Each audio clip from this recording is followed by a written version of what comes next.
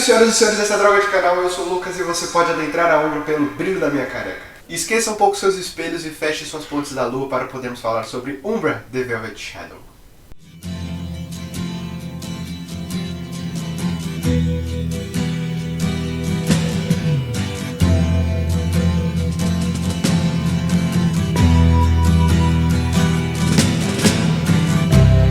Um ano desta droga e você aí acompanhando esse projeto que pensamos que não ia pra frente. Eu fiquei surpreso por chegarmos a um ano de produção aqui nesta droga de canal.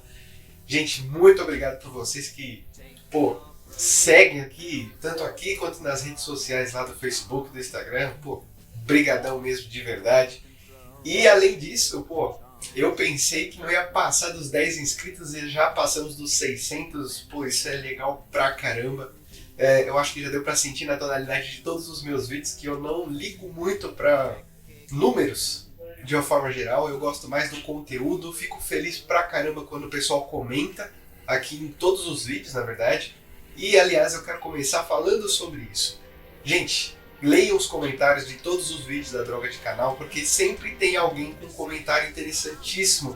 Gente que sabe muito mais do que eu, que coloca coisas interessantes sobre livros que a gente ainda não falou, indicações de fora. Por exemplo, no último livro que a gente falou sobre Rage Across the Amazon, veio uma galera fazer umas indicações durante o chat, né? Que eu fiz o chat estava ao vivo, então veio uma galera falar coisas interessantíssimas sobre livros indígenas, sobre a geografia da Amazônia. Gente, muito obrigado, isso enriquece demais a minha pessoa e o canal também, porque não é só RPG, a gente aprende muito. Uma coisa que eu comentei lá no vídeo do André Greenberg, no Narradores Narrados, eu comentei com ele que a gente não pega as experiências de dentro do jogo e leva pra fora. O processo é o contrário, a gente leva coisas da nossa vida pra dentro do jogo. A gente aprende a partir da simulação dos nossos pensamentos e não o contrário. Isso é importante, então eu agradeço demais as recomendações que acontecem aqui nos comentários, durante o chat. Mano, valeu mesmo. Eu estou de longe de ser qualquer tipo de referência intelectual. O que eu faço aqui é trazer um pouco da minha visão das leituras que eu faço e, muito obrigado, ok? E eu quero agradecer também o pessoal da Nação Garou por fazer a tradução do livro Umbra, que se eu não me engano é da 3ª edição. E sem esse livro como referência, alguns termos ficariam um pouco perdidos e facilitou muito, embora esse livro seja um pouco mais moderno, um pouco mais avançado. Ele ajudou muito para ser referência para falar sobre o livro The Velvet Shadow, que a gente vai ver aqui. E a gente tem também o livro que é da edição de 20 anos de Lobisomem, que é da Umbra, né? Ele tem uma roupagem um pouco diferente, eu nunca li ele, mas eu dei uma folheada e eu vi que ele tem muito mais informações. Apesar desse livro aqui da 1ª edição ele ser grande, né? Já vou chegar nesses aspectos. Mas o livro da edição de 20 anos parece ser muito mais completo. Mas não posso dizer com certeza porque eu não li. Seria burrice eu dizer alguma coisa de um livro que eu nunca li. Então, vamos falar do livro da 1ª edição. Uma coisa que eu acho genial de todos os textos que tem dentro desse livro é a maneira que ele começa e que ele segue a explicação de como você coloca a Umbra The Velvet Shadow dentro do cenário de Lobisomem Apocalipse. Ao invés de você usar uma narrativa normal, ele faz uma coisa completamente voltada à narrativa. É muito mais interessante você explorar a narrativa dentro da Umbra do que o sistema em si. Não estou fazendo nenhum tipo de julgamento, nenhum tipo de classificação aqui. O meu intuito é justamente apontar que o cenário da Umbra é um cenário completamente novo para qualquer um de nós. Nenhum humano que eu saiba tenha pisado no mundo espiritual, né? Aliás, o último livro que eu fiz, Rage Across the Amazon, ele teve um tom um pouco mais descontraído. Esse aqui ele tem um tom um pouco mais sério, apesar de eu estar rindo. Mas é muito interessante ver como a Umbra, no seu quesito de narração, ele exige muito mais para a compreensão de um mundo completamente incompreensível. Então cada pessoa vai ter uma visão sobre esse mundo, cada narrador vai trazer a sua perspectiva e vai trazer junto com as ações, com a perspectiva dos jogadores sobre esse mundo que a gente mal compreende. E a gente tem esse livro aqui para ajudar um pouco mais a entender isso. Então a narração é muito importante. E falando em narrativa, uma coisa que ele aponta aqui, que na verdade é muito importante de ser ressaltado, é que a Umbra descrita aqui nesse livro ela é muito diferente do que a gente vai ver em outros cenários, principalmente em Mago Ascensão, que a gente ainda não viu, Mas aqui, aparentemente, ele já foi publicado, assim como no livro passado também, aparentemente, já foi publicado. Mas onde eu quero chegar é que o cenário da Umbra de Lobisomem Apocalipse ele vai ser diferente de Mago Ascensão, principalmente pelo quesito primitivo. As coisas em que o Garou tem acesso é diferente do Mago, porque ele tem um cenário muito mais amplo, mas vamos focar no do Lobisomem, que ele é primitivo, ele precisa... até os reinos próximos que ele vai descrever, ele é muito mais voltado à natureza de Gaia e às suas necessidades do que uma coisa mais ampla e filosófica. As coisas que são mais complexas, aqui mesmo no livro diz que os Garou tendem a taxar como mini-reinos, a gente já vai chegar nessa classificação. E por conta de serem familiarizados com esses territórios que eles têm acesso, então os sentidos do Garou eles são muito importantes e isso volta naquele quesito da narração ser muito importante dentro da Umbra. E aqui ele começa a dizer sobre a Umbra ser um mundo muito maior, muito mais bonito, muito mais mágico do que o mundo físico, porque a gente tem um aspecto espiritual. E é nesse momento que ele vai contar a história da separação do mundo, né?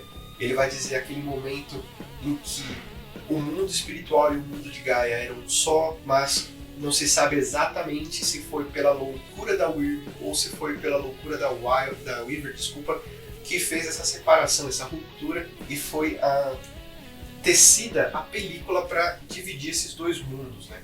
Então a Umbra ela sempre é descrita de forma semelhante a uma realidade, mas de uma forma muito mais brilhante, vamos dizer assim. E isso é interessante porque os efeitos que acontecem em um reino, eles influenciam no outro. Então vamos lá, uma coisa que acontece no mundo físico, ele vai ser refletido na Umbra, mas não necessariamente o que vai acontecer na Umbra vai ser refletido no mundo físico. Na verdade, ela é gradual, diferente do que acontece no mundo físico, que ela é instantânea. O que isso quer dizer? Que se a sua forma, assim como nós, né, acho que é legal fazer esse tipo de comparação, assim como nós que temos essa casca e nós teoricamente temos um espírito, então se essa casca aqui ela é destruída, o nosso espírito ele não tem um que se prender, então ele se esvai. Então acredito que seja essa a lógica que ele segue.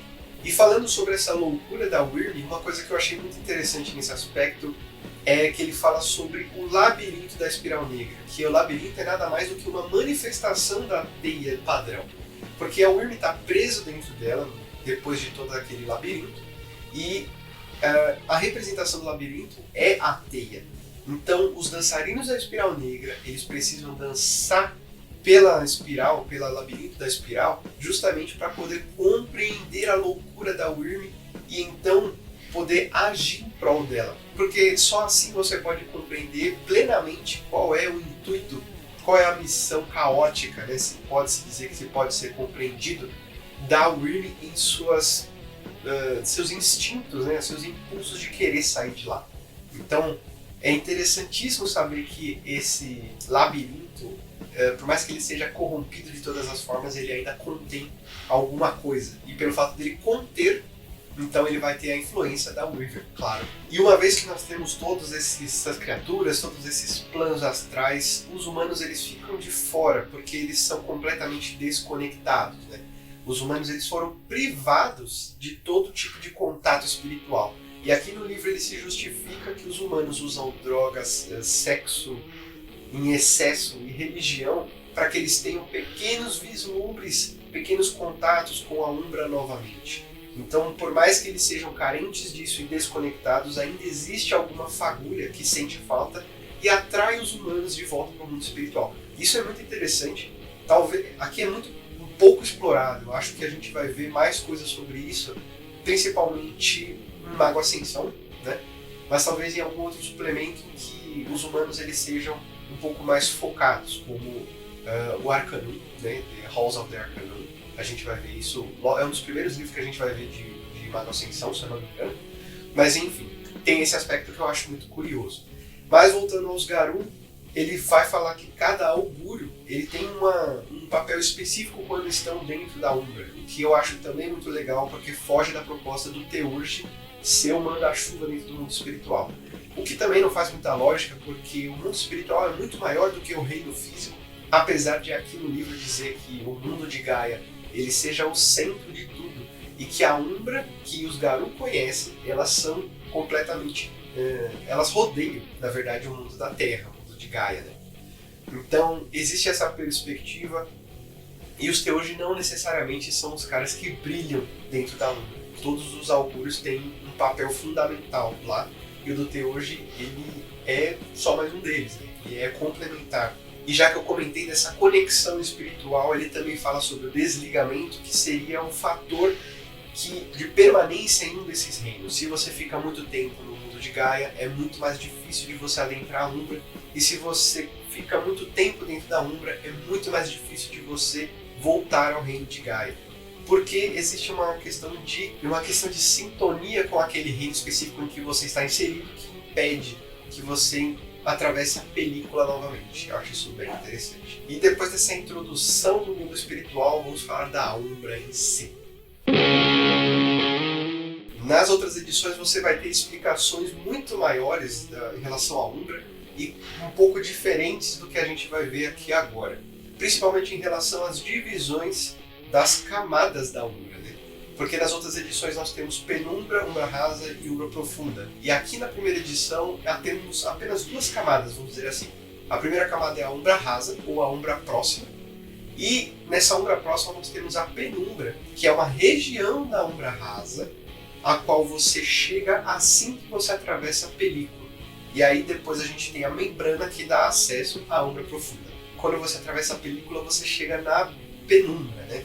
Mas quando você quer alcançar a Umbra Rasa ou até mesmo outros reinos, que é o que vai focar aqui esse livro, então nós temos 5 formas de você fazer isso. O primeiro deles é a Ponte da Lua, que é a forma talvez mais conhecida, é a forma mais segura também.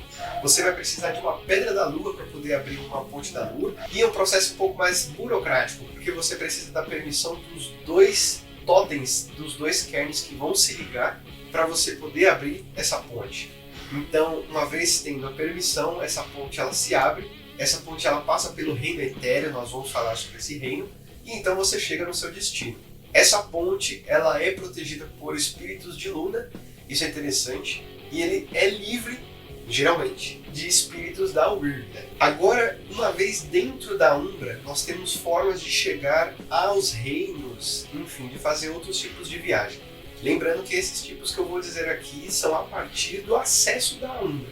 Uma vez dentro da Umbra Rasa, é que esses acessos que eu vou dizer a partir de agora é que são possíveis. Então vamos lá. O primeiro deles é a Trilha da Lua.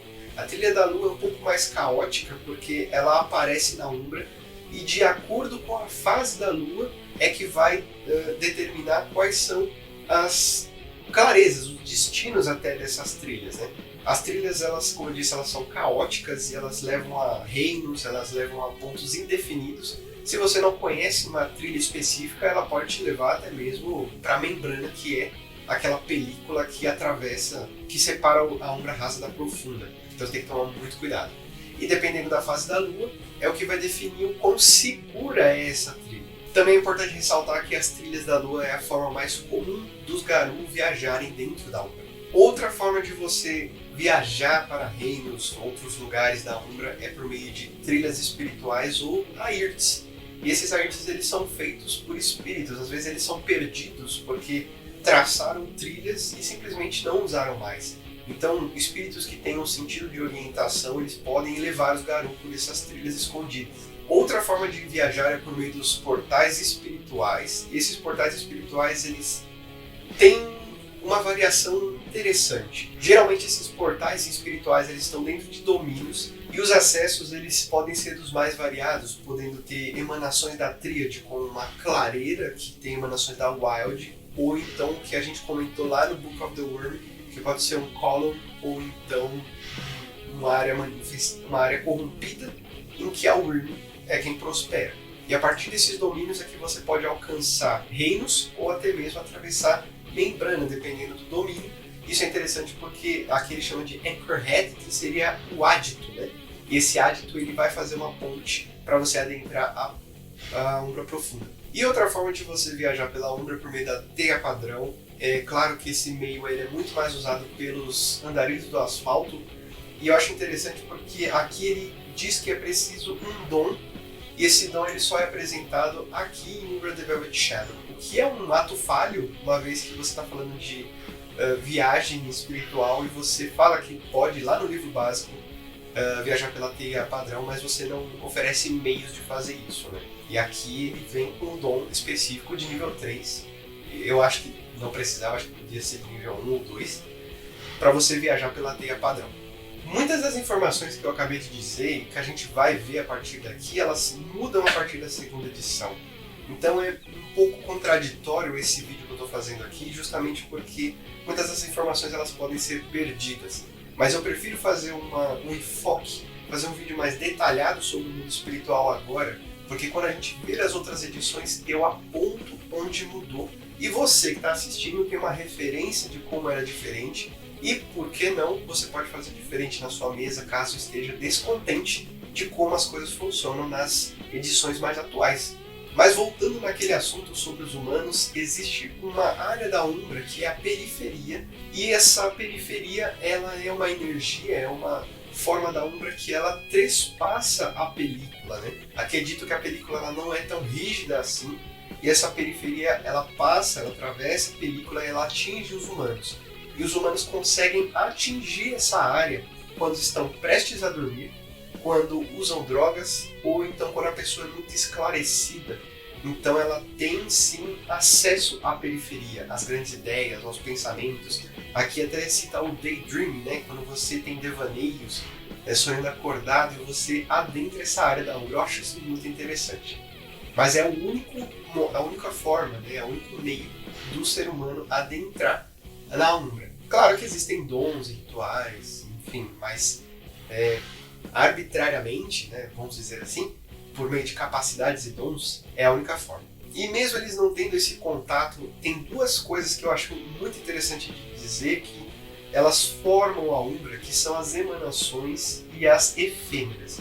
As emanações, elas são as energias que são refletidas no mundo espiritual, e essas emanações, elas são representações, e muitas vezes elas acreditam que elas são aquilo que elas representam, né? Aquilo que elas reproduzem. Então os Garou eles podem interagir com essas emanações, e essas emanações elas muitas vezes são independentes de gnose, de muita energia espiritual. Então elas são apenas imagens muitas vezes. Elas podem adquirir certo poder, vamos dizer assim, podendo até mesmo usar encantos na Umbra. Mas isso varia de pessoa para pessoa, de ser para ser. Então existem emanações de Garou também. Mas uma coisa interessante de dizer é que essa efêmera, diferente das emanações, é que elas realmente são ausentes de qualquer representação firme do mundo físico. E elas são, como o nome sugere, elas são temporárias, elas são efêmeras. Então elas têm pouca energia espiritual, apesar de, quando elas estão acumuladas em grande quantidade, é aí que surgem os elementais. Então, uma grande quantidade de água surge o elemental da água, uma grande quantidade de fogo, o elemental do fogo, e assim por diante. Eu acho interessante essa mecânica da Umbra. Eu acho que o texto que ele coloca, essa explicação, ele é breve demais para uma coisa que pode ser usada, porque é uma coisa que eu sempre tive dúvida há muito tempo atrás, mas ela esclarece de uma forma bem legal em relação a como a Umbra ela se parece e até que ponto ela reflete o mundo físico na sua proximidade, né? A gente está falando ali da penumbra, como aqui não reflete exatamente, né? A ideia das outras edições então fica um pouco mais confuso, mas eu acho que ficou claro, né? Dentro da Umbra Rasa nós temos categorias, né, podemos dizer assim, de lugares que são acessados pelos Garou, que há habitantes espirituais, enfim. Um deles eu já disse que são os domínios, né? Eles são pequenos bolsões em que você tem acesso aos reinos, ou até mesmo, se eles forem um pouco mais poderosos, podem ser esses áditos que eu havia citado, que levam à Umbra Profunda, que atravessam a membrana, né? Esses domínios eles são citados no livro básico, então eu não preciso falar muito sobre eles. E esses domínios, eles são as terras natais tribais, que a gente vai falar um por um deles, porque eu acho importante ter informações bem legais aqui, que a gente vai falar mais pra frente. Esqueci de avisar, esse vídeo provavelmente vai ficar bem longo. E também, como eu havia citado, os mini-reinos são Podem ser até mesmo reinos que os Garou simplesmente não compreendem e eles não exploram porque são irrelevantes para eles, já que não tem nenhuma ligação com Gaia ou então são perigosos demais, então eles simplesmente ignoram. Um deles é chamado de o reino Abesta, que é um reino que é uma criatura gigantesca em que todos que adentram lá são simples moscas de tão grande que é essa besta. E ele não faz nada, ele só fica ali, ele dá um safanão ali que enche o saco do corpo dele. E é isso o reino. Então os mini-reinos eles são irrelevantes para os Garou e para a gente também aqui nesse vídeo. Os sub-reinos, ele tem uma classificação um pouco curiosa, né?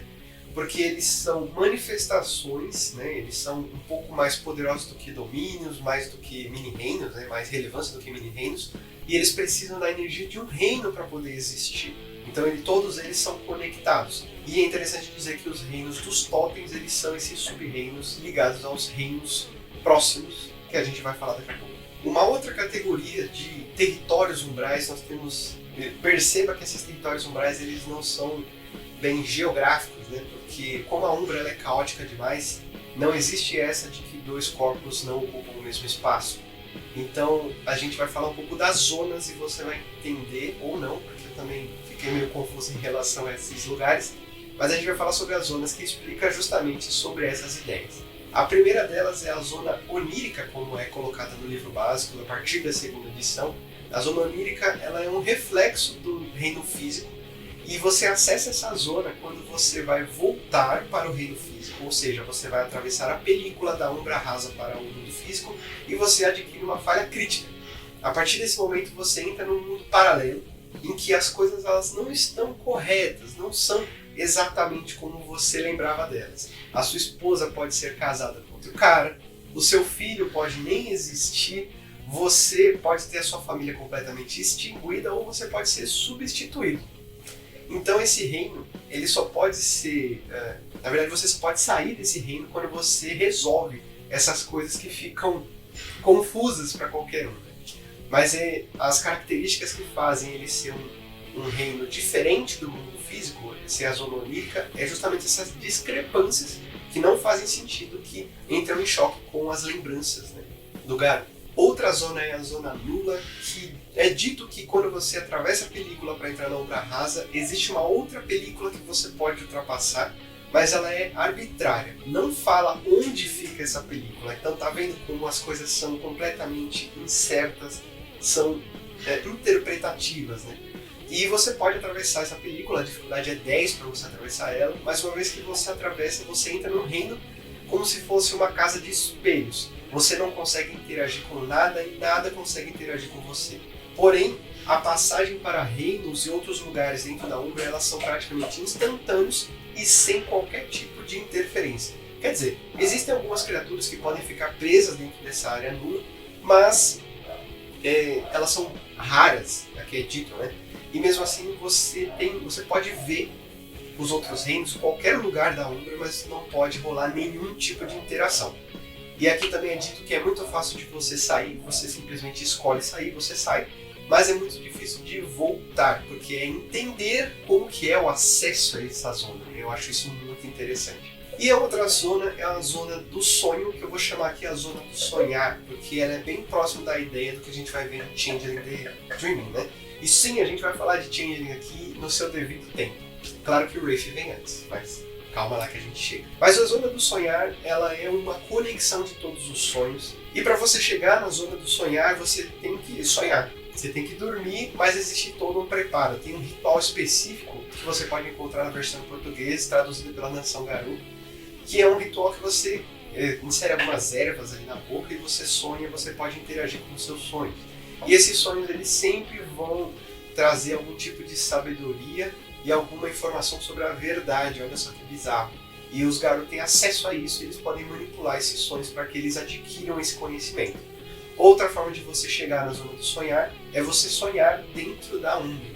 Assim você não precisa nem mesmo passar por Chimaers ou então pequenas zonas de sonho. Existem facetas do sonho que ele fala sobre arquétipos de facetas, né? Por exemplo, os sonhos que você está caindo, sonho que você está correndo, que você está brigando, que você está morrendo.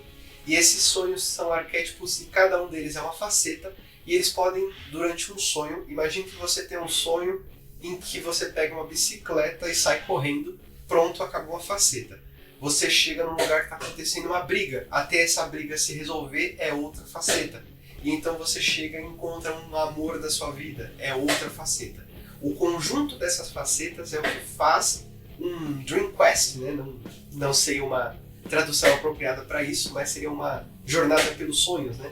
E aí você adquire, você tem um testezinho ali que você pode fazer, que você adquire uma sabedoria, né? Como eu havia dito, ou um conhecimento sobre a verdade.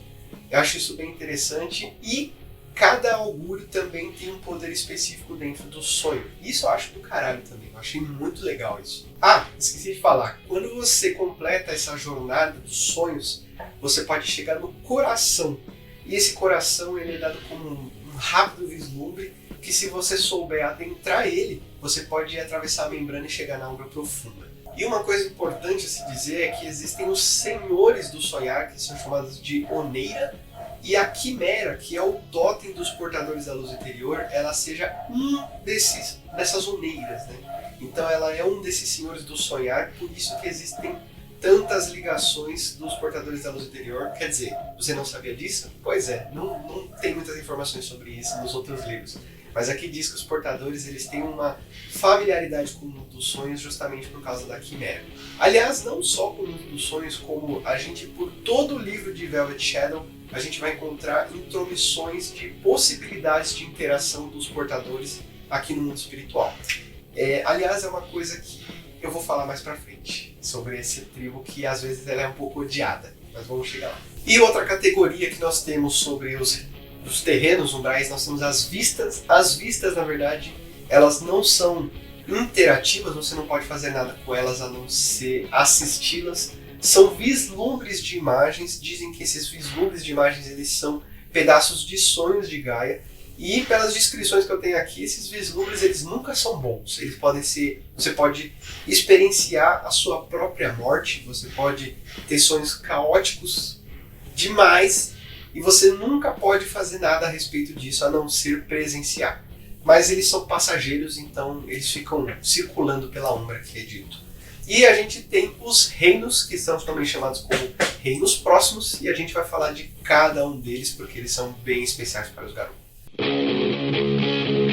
Antes de falarmos sobre os reinos, os 13 reinos próximos, eu quero dizer que aqui no livro ele oferece contos, leis opcionais, fetiches, amuletos, enfim, uma série de coisas as quais eu comentarei caso elas sejam interessantes a serem comentadas. E a gente começa o primeiro reino, que é o abismo, aqui em ordem alfabética, o abismo que é tão questionado sobre a sua natureza. A gente tem a primeira teoria sobre esse lugar tão misterioso, né? Então o que é o abismo? Ele é uma rachadura ali no mundo espiritual, e quando você adentra uma névoa que o rodeia, você está dentro do reino do abismo já. Quando você chega ali na beirada, se você olhar diretamente para aquela fenda, você pode ser consumido por uma tristeza profunda e você tem que fazer uma série de testes ali, e dependendo do seu resultado, você pode pular. Se você pular é game over. Você pode correr ou você pode ficar paralisado. Então não pode olhar diretamente para aquela fenda gigantesca, né? Não é como se fosse fácil evitar olhar para ela. Enfim, agora o que é interessante aqui nas paredes dessa rachadura, nós temos um caminho. E esse caminho é um caminho descendente, e existem entradas de cavernas. Essas cavernas dão acesso até mesmo para reinos, pode ser até para poços de espirais negras, podem ter acesso a domínios da Wyrm ou até mesmo para Malféias. Eu vou entrar em detalhes disso daqui a pouco. Mas no meio desse caminho a gente tem minérios que você pode extrair. Esses minérios eles podem ser usados como fetiches até. Né, isso é muito interessante. E conforme você vai descendo, depois desses minérios, vou colocar aqui uma representação desse mapa aí do abismo aqui do lado. E depois que você desce dos minérios, você tem essas cavernas pictografadas. E aí depois a gente chega em rostos, em coisas que são incrustados nas paredes, que são totens que foram esquecidos e que eles estão ali eternamente mortalizados, né? Eles estão imortalizados no esquecimento. Então olha como é poético, né, esse lugar. Existem algumas teorias quanto à natureza desse lugar, na verdade, né? Alguns campos, algumas tribos possuem umas visões interessantes e eu acho legal destacar elas aqui. O campo dos desalojados, eles acreditam que ali seria o começo do fim espiritual, ou seja, o mundo está ruindo, a Telúria, na verdade, que é o conjunto de toda a existência, ela está em ruínas e o começo é o abismo. O campo dos Uktena, o Vigia dos Malditos, eles acreditam que ali nós temos criaturas da Wyrm que já foram aprisionadas por Celestinos. Então ali tem criaturas poderosíssimas, até mesmo dizem que a Devoradora de Almas está escondida ali. Que ela foi jogada para lá assim quando os Croatan expulsaram elas do mundo físico. E uma visão curiosa é a dos Presos de Prata, que eles acham que toda a escuridão, toda a maldade está reunida naquele lugar e que ela foi aprisionada por alguém. E ela vai destruir a todos, exceto aqueles que conhecem o segredo da morte. E uma coisa que é interessante de puxar o gancho é que em Silver Crown, que é um novel, né, ali sobre a busca da coroa de prata do Albert, a gente já vai chegar em tudo isso. Se você não sabe do que eu estou falando, que eu acho difícil você não saber o que eu estou falando, porque é aquele quadrinho, ele é apresentado naquele quadrinho logo na segunda edição. Enfim, ele tem uma busca e, se eu não me engano, a coroa tá aqui no abismo, né? Então acho interessante ter essa visão do Preso de Prata, porque vai puxar para Silver Crown. E como é que você consegue descer? Você pode pular, mas como eu disse, se você cair lá é game over, você cai no vazio, no nada, no esquecimento. Ou então você pode escalar, você pode seguir pela trilha. E se você seguir pela trilha, existem 3 caminhos de destinos distintos. Nossa, é quase um trava-língua, né? E a gente tem o caminho do ouro, da prata e do ferro. E tem um cara, né? Tem um habitante, para falar que não tem nada aí, a gente tem um habitante que é o Nightmaster. E eu vou falar um pouco sobre ele. Esse Nightmaster, ele era um senhor das sombras, Philodox, era da sociedade de Nidhogg. Ele estava ali com a sua matilha a fim de pegar informações para poder tampar o sol, né? A gente vai ver mais informações disso mais para frente. E em relação a essa ação, conforme eles foram descendo pelos caminhos ali do abismo, alguns enlouqueceram e ele teve que assassinar os integrantes da própria matilha. Até o momento em que as criaturas que ficam no fundo do abismo chegaram nele e falaram o seguinte: você quer sobreviver? Então você vai ter que sacrificar mais coisas. E ele fala: porra, cara, eu não tenho mais o que sacrificar. Então você vai ter que servir a gente, se você não tem o que sacrificar. E assim ele é tomado por essas criaturas misteriosas que ficam no fundo do abismo, e ele vira um servo deles, né? O Nightmaster, ele é um cara extremamente poderoso, ele perdeu todas as ligações que ele tinha externas ao abismo, e ele vive ali sozinho praticamente, porque qualquer vida racional que fica ali é apenas ele. E ele tem ali a sua armada de criaturas, né? Tem uns malditos ali que servem a ele, mas não existe mais ninguém ali. Como eu disse, tem ali as entradas para as cavernas, que são pictografadas, que dão acesso às criaturas da Wyrm. E pode ser que dançarinos da Espiral Negra surjam, mas eles não habitam aquele reino. Aquele reino é do Nightmaster, só que não. E é interessante fazer essa ponte de novo com o Silver Crown, porque há uma crença, há uma lei aqui que diz que tudo que se perde você vai encontrar em algum lugar do abismo.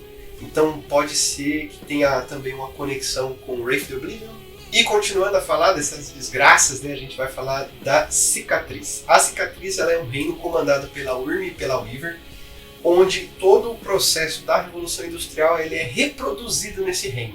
Então existem indústrias, fábricas, enfim, o trabalho ele é compulsório. As emanações que existem ali das pessoas, elas trabalham incessantemente, elas apenas dormem e trabalham. Então, claro que como é um reino da Weaver e da Wyrm, ele não é apenas uma representação, ela é uma representação corrompida. Então tudo é ao extremo, né? É aquele trabalho, como eu disse, é o trabalho de você ficar até cansar, dormir, acordar e voltar ao trabalho. Isso para todas as pessoas ali. Podem com certeza, interagir com essas pessoas que estão ali, os Garou, né? Mas eles são sempre vigiados por agentes da Weaver, principalmente, para que o trabalho não seja interrompido. Alguns Myojin, eu falei deles lá no livro da Wyrm, em Book of the Wyrm. Esses Myojin, às vezes, eles vêm a esse reino para sugar a energia dele, e muitos até mesmo mandam, possuem territórios ali na cicatriz, né? Uma coisa interessante também é que essas energias todas que são drenadas, qualquer espírito da Umbra é capturado para que a energia seja drenada. É importante lembrar que tanto a Weaver quanto a Wyrm não possuem o dom da criação, então eles precisam da energia da Wild para que a cicatriz continue operando. E não só a cicatriz, né, como qualquer outra coisa. Então eles têm baterias de gnose, as quais esses Myojin podem pegar para se alimentar dessa energia. E essa energia também pode ser liberada para que os próprios Garus se alimentem e recarreguem até mesmo Cairns ou a sua própria energia espiritual. E uma coisa interessante é que o rato, sim, o totem lá do rato, ele tem um plano para fazer uma revolução ali naquele lugar, porque as pessoas estão sendo escravizadas. Então ele direto recruta roedores de ossos, Hatkin, Geflins do rato, para que eles possam fazer ali um mutirão e libertar toda aquela gente. Então eles fazem sequestro dessas baterias de gnose para poder libertar, porque dizem que quando essas baterias elas são estouradas, as pessoas elas são recarregadas da energia da Wild, então elas se revoltam. Então é um aspecto muito interessante sobre esse reino. E continuando a nossa lista em ordem alfabética, nós chegamos ao Erebor. E diferente do que eu já ouvi por aí, o Erebor ele não é um inferno, ele está mais para purgatório do que um inferno, e ele é a manifestação da fúria de Gaia. Eu acho interessante alguns aspectos desse reino, principalmente porque pessoas que não querem ir, elas simplesmente não vão para esse lugar. E você vai entender exatamente o que eu estou dizendo, porque o reino ele é guardado por um cão de 3 cabeças, cada cabeça é uma representação da tríade, assim dá a entender, né? E aí, uma vez que você adentra, porque ele não impede você de entrar, ele impede apenas que você saia, porque ali não se sai, você precisa andar até a cidadela da Chariz, vou chamar ela dessa forma, até para você pedir a licença dela para que ela abra um portal e você saia desse reino. Mas qual que é o propósito desse reino? Uma vez que você adentra ele, a ninhada dessa, vou chamar assim, que é Chariz Brood, então vou chamar a ninhada, né, os filhos dela, foda-se. Os filhotes lá, a ninhada dela, ela recebe você e eles vão te provocar.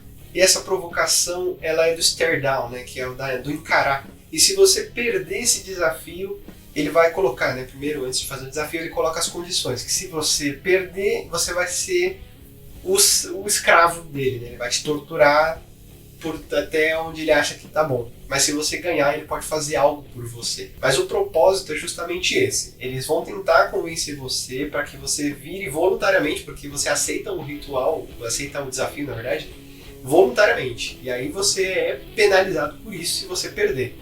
E a proposta é justamente essa. Existe um método de purificação a partir da dor, do sofrimento, né?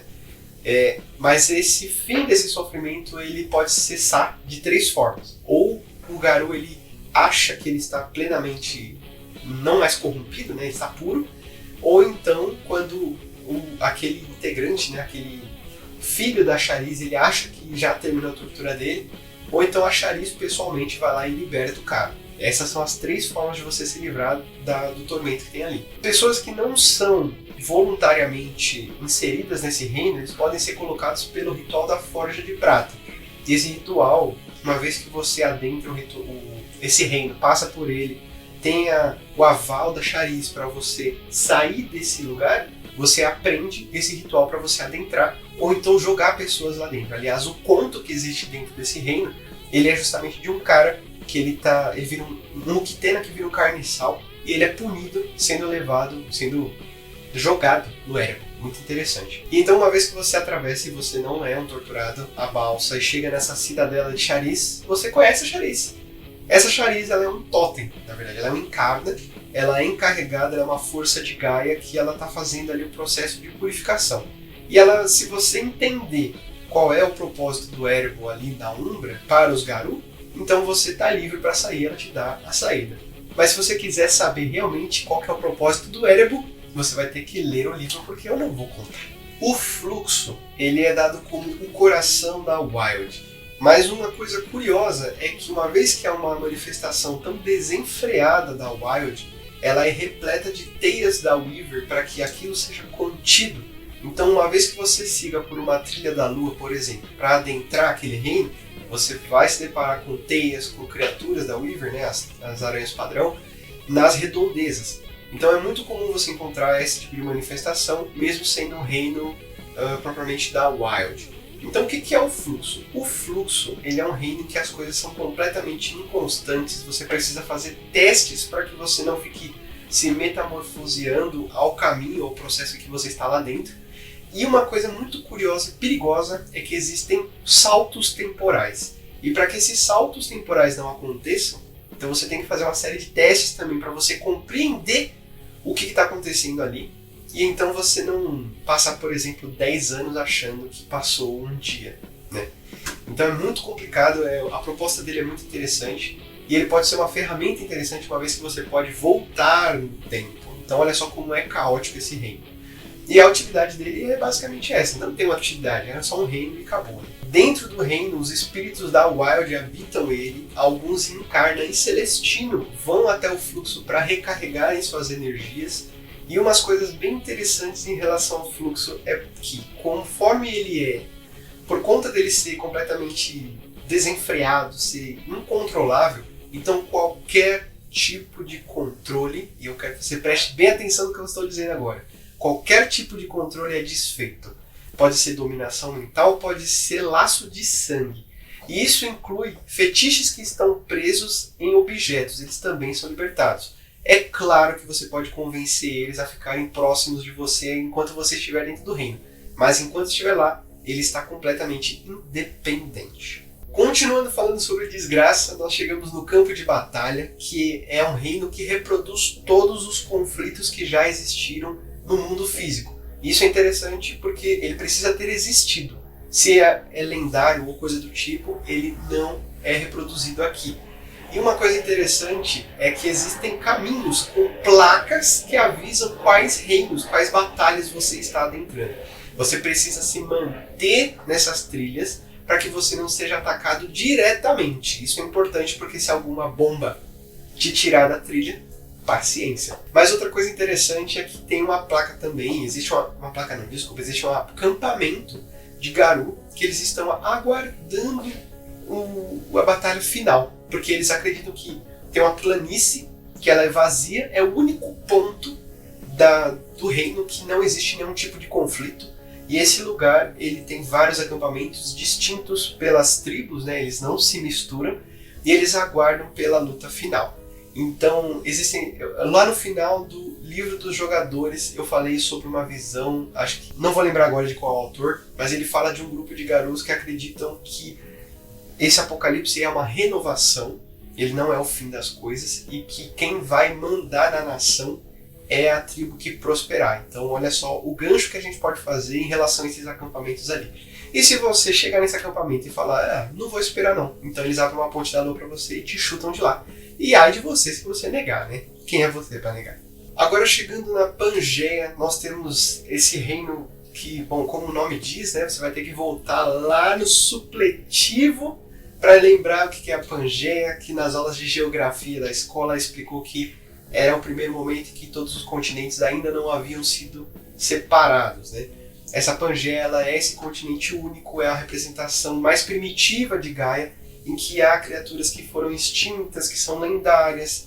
A emanação da Wild ela é muito forte, existem coisas interessantes sobre ela em relação aos Garou. Mas eu preciso falar de uma habitante que é a Serpente Antiga, vou chamar dessa forma. Ela é um Celestino e dizem que ela é uma representação da Wyrm, né? Mas aqui no livro fala que na verdade ela quer convencer os Garou que entram ali a combater a Wild e a Weaver também, além da Wyrm, porque ela acredita que esse controle ele tem que ser feito em todos os panoramas. Que não existe essa de você combater apenas a Wyrm, mas todas as entidades da Tríade devem ser controladas, porque elas podem ter o mesmo destino que a Weaver está fazendo, né? Aliás, uma coisa bem interessante que diz aqui no livro é que a Weaver ela é a integrante da Tríade mais poderosa que existe no momento, porque ela tem uma das outras integrantes da Tríade na sua teia e tem a Wild ali sendo controlada.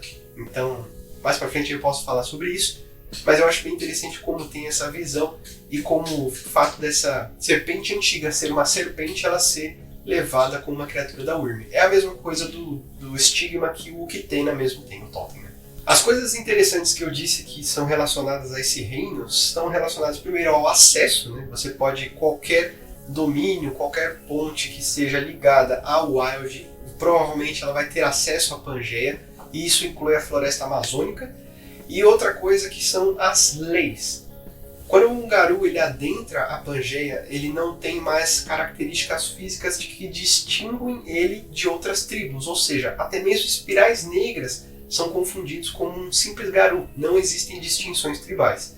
E além dessas distinções, os defeitos dos impuros eles desaparecem enquanto ele estiver dentro da Pangeia. Então muitos impuros eles escolhem ficar lá. Isso é muito interessante. Chegamos agora então no Portal de Arcádia, que ele é descrito como um reino, na verdade, que você adentra ele a partir da floresta. Mas antes de você chegar nessa floresta, você tem que passar por uma trilha da lua, que geralmente eles ficam próximos aos territórios dos Fiano, claramente. E essas trilhas da lua, elas têm a presença de algumas fadas que elas podem pedir favores para que levem os Garou até o Portal de Arcádia. Se os Garou não fizerem à vontade, eles simplesmente não entram no Portal de Arcádia. Ele tem que fazer, tem que pagar uma prenda. E essa prenda ela pode ser tão complexa quanto resolver um enigma, ou então ajoelhar. E geralmente eles fazem isso para os Garou mais orgulhosos, né? E uma vez que você chega ali nos portões de Arcádia, na verdade não é os portões, é essa floresta que eu havia mencionado, e você pode ser simplesmente abandonado lá, ou então você vai ser guiado por esse espírito até uma estrada. Essa estrada ela é no estilo estrada romana, né? E essa estrada romana ela vai levar para dois polos distintos. Você pode seguir a oeste e aí você vai chegar no castelo do Lord Lysander. E esse Lord Lysander ele tem um castelo magnífico, ele tem ali os seus guardas, é toda uma representação da aristocracia, né? Da nobreza, coisa e tal. E ele vai receber ali os personagens. É claro que ele não vai dar acesso à Arcádia. Aliás, Portal da Arcádia, porque o Portal de Arcádia ele está sempre mudando de lugares dentro do castelo desse Lysander, né? Mas é claro que ele não dá a localização. Ele vai tratar super bem os personagens. Enfim, ele simplesmente existe ali. Ele não faz mais nada. Mas existem umas coisas curiosas em relação a ele. E outra personagem aqui dentro dos Portões de Arcádia que já vou mencionar. E uma coisa interessante é que se você ler o Portão de Arcádia lá na próxima edição, né, de Umbra traduzida ali pela Nação Garou, você vai ver que a descrição do castelo ele não é mais majestoso. Se você seguir ao leste, você chega na fortaleza dessa princesa Mariana.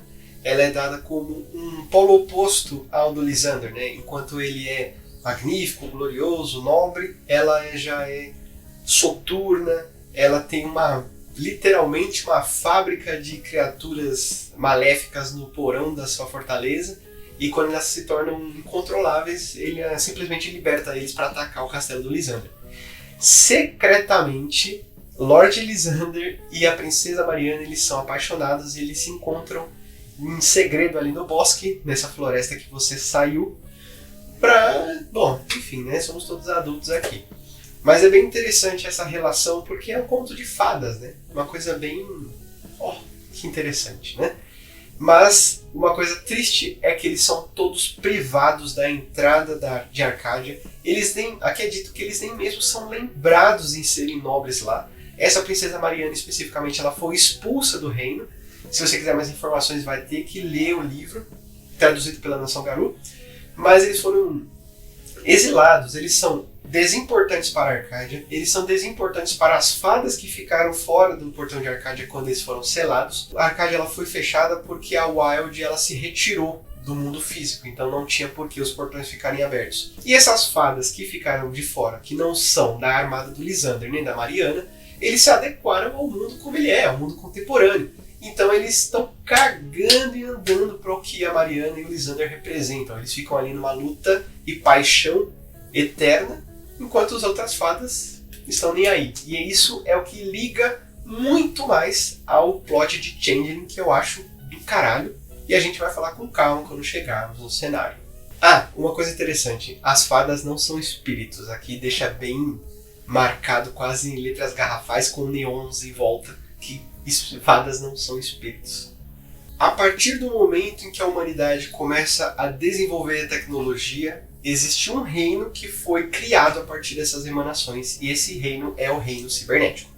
O reino cibernético, ele representa toda essa tecnologia que existe na humanidade, e, cara, eu, pensando agora aqui, em relação a 93, e nós estamos em 2021, provavelmente o livro do W5 vai ser lançado em 92 ou 3, desculpa, em 2022 ou 2023, e eu fico imaginando como que vai ser os aspectos tecnológicos de lá, né? Eu estou muito curioso para saber como que ele vai fazer. Mas voltando aqui ao reino, nós temos duas divisões que são muito importantes da gente reconhecer. A primeira divisão delas, ela é chamada de o amontoado, vou chamar dessa forma aqui, ele é colocado como The Sprawl. E esse amontoado ele é dividido em 4 partes. Existe uma área que seria uma parte subterrânea, que é chamada a cova, assim foi traduzido lá pelo pessoal da Sangaru, muito obrigado. E essa cova, ela fica os dejetos das coisas que a Weaver não vai usar mais. Então, lá nós temos até mesmo influências de criaturas da Wyrm que elas se apoderam para corromper esses espíritos esquecidos e virarem agentes da Wyrm. E nesse lugar também é que as tocas, os buracos de rato feitos pelos Hatkin, eu não mencionei sobre isso lá no livro dos jogadores, mas os Hatkin eles podem se enfiar em qualquer brecha que existe para eles adentrarem a Umbra. E eu acho isso muito interessante, e é exatamente nesse lugar que eles podem sair. Existem outros lugares, eu vou chegar lá. E saindo desse poço, a gente tem a Cidade Velha, que é um lugar escuro, diferente da cova, ele é um pouco mais iluminado. As criaturas da Wyrm que são feitas ali na cova, elas saem ali para a Cidade Velha, e ele é constantemente patrulhado para que influências da Wild não prosperem naquele lugar. E existem ali os lobos cibernéticos, cyberlobos na verdade, que eles formam uma resistência ali, o que me deixou uma ideia meio cyberpunk, né? Porque a gente está falando de Garou, que são primitivos, a gente está falando de uma vigilância completamente tecnológica, né? Então acho bem legal que dá para ser trabalhado ali nessa parte desse reino. E uma coisa interessante também é que esses cyberlobos, eles são emanações e Garus, de fato. Então eles estão ali resistindo às forças da Weaver que oprimem eles ali, porque não deixam eles existirem. E eles querem adentrar essas partes mais altas da cidade, né, do reino, justamente para poder hackear, para destruir essa influência que a Weaver tem dentro desse reino. E dentro dos Cyberlobos a gente também tem os cirurgiões cibernéticos ali, que caso você queira substituir ou então reposicionar algum membro perdido, alguma característica cibernética, você pode. Existem algumas condições para você colocar, por exemplo, um braço biônico, uma mão biônica, um braço biônico, um olho biônico.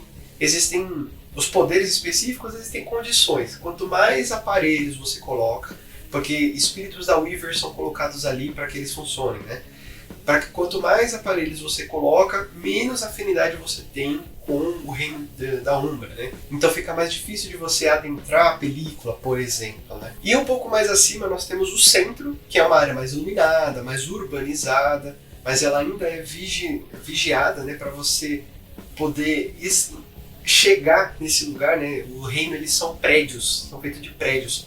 Isso é como se cada etapa dessas que eu estou dizendo fossem andares, né? Sendo a cova um lugar subterrâneo. A parte do centro, ela é composta de iluminação, ele também é vigiado. Para você alcançar, na verdade, esse lugar dentro da Umbra Cibernética, você precisa ou ter acesso, sei lá como, ou você escala as teias ou os prédios, porque o reino é feito de prédios. Então é a única forma de você acessar ele. Mas esses lugares, né, eles têm trabalhadores, têm escritórios. Uma coisa muito interessante é que lá na cicatriz que eu havia mencionado, estão começando a se formar escritórios também de trabalho excessivo, né, com uma forma modernizada de falar sobre o trabalho compulsório. Essas emanações humanas que eu havia citado, eles possuem cartões corporativos que dão acesso ao nível mais alto, e eu já chego lá. Aqui a gente também tem alguns geomídeos, geomídeos informacionais, na verdade, que são criaturas da Weaver, que eles têm formas geométricas e eles têm funções específicas. Os informacionais, eles detêm informações específicas sobre alguma coisa. E existem, tanto aqui nessa parte do centro quanto na parte da cidade alta, existem centros de computadores, e é interessante ressaltar isso aqui porque é a forma que você chega na segunda parte, porque essa aqui é a primeira parte que seria o amontoado, que é dividido em 4 partes, nessa segunda parte que é a teia virtual. Os computadores do amontoado podem dar passagem para essa teia de computadores, para essa rede de computadores. Lá nós temos um grande complexo de informações labirínticos, formas, enfim, são todos protegidos, você pode ter acesso a praticamente qualquer informação sobre qualquer coisa dentro dessa parte do reino. E uma coisa importante também é que apenas uma instituição é que tem realmente acesso àquilo, que é a Pentex. Nós temos as informações que são mais banais, que são governamentais, enfim, a internet, estamos falando de 93. Nós temos esse tipo de informação e nós temos as informações que a Pentex tem acesso, ou seja, são as informações que são guardadas por espíritos da Weaver que são corrompidos, que têm informações sobre a própria empresa, enfim, tem muita coisa ali, quase tudo dá para você acessar ali, ao limite da internet. Então imagine, se 93 já era dessa amplitude, imagine em 2021. Nós temos logo em seguida o reino das atrocidades, que eles também reproduzem os atos mais atrozes cometidos pela humanidade. E isso aí a gente vai desde o Holocausto, de gulags russos, enfim, todas as coisas que a humanidade foi capaz de fazer, eles são reproduzidos aqui nesse reino. E também é dito que os malditos eles estão ali infiltrados, tomando até a forma humana, para que eles possam treinar métodos de tortura para serem aplicados no mundo físico, né? Principalmente nos Garou. Uma informação importante é que em algum limite ali do reino existe um muro com o nome das pessoas que foram mortas de forma atroz.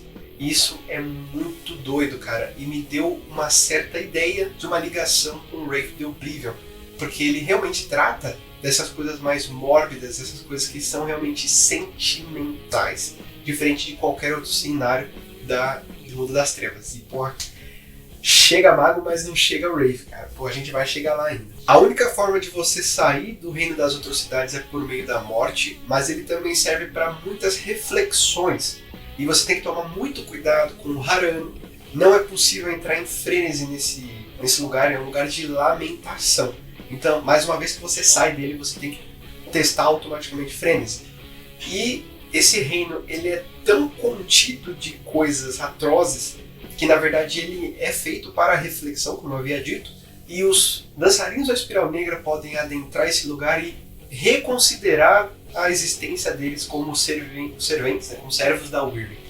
Isso é interessante e dá para você jogar uns caras aqui para ele que e isso no Erebor também, para que eles sejam purificados da influência da Wyrm. Então é legal porque em meio a tantas coisas eu acho legal não trazer a esperança em si como algo palpável, mas que a ideia da esperança ela está lá, mesmo que ela não seja possível.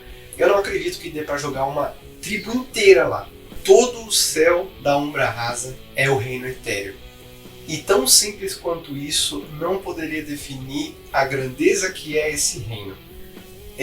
Para você adentrar ele, seria por meio de pontes da lua, trilhas da lua, enfim, existem várias formas de você chegar nele, mas ele traz uma carga tão importante para a Umbra que, bom, vamos com calma. À medida que você sobe acima das nuvens, a gente já tem algumas torres que são misteriosas, né?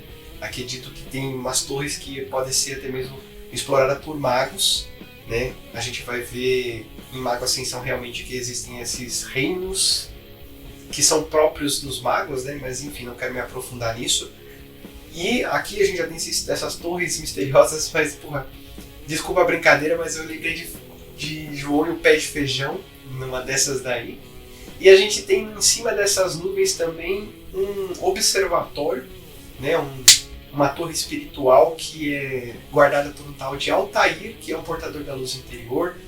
Esse lugar é um lugar cheio de refratários, é um lugar bem interessante, cada refratário vai levar a cada cômodo desse lugar, dessa torre, e eles ficam observando os astros ali no reino etéreo. Esse Altair, ele fica ali, cara, e ele é um grande detentor de conhecimento sobre aquele reino, sobre os astros, eles ficam tentando buscar conhecimento no que está acontecendo ali no céu da Umbra. Mas por que no céu da Umbra?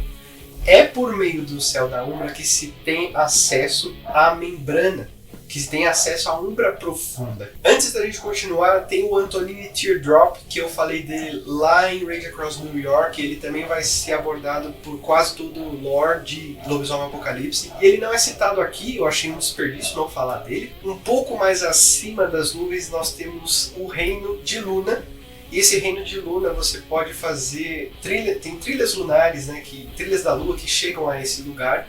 E essas trilhas, elas são protegidas por Espírito Luna, na verdade, de qualquer coisa. Elas avisam os Garou de voltarem, porque aquele lugar não é para qualquer pessoa. E lá nós temos o espírito de Phoebe. Phoebe seria uma representação de Luna. Nós temos a do Sol também, mas já eu falo sobre ele. E Phoebe, ela é um espírito tanto quanto volátil, porque já que é o espírito da Lua, então ela muda a sua personalidade de acordo com as facetas da Lua, né?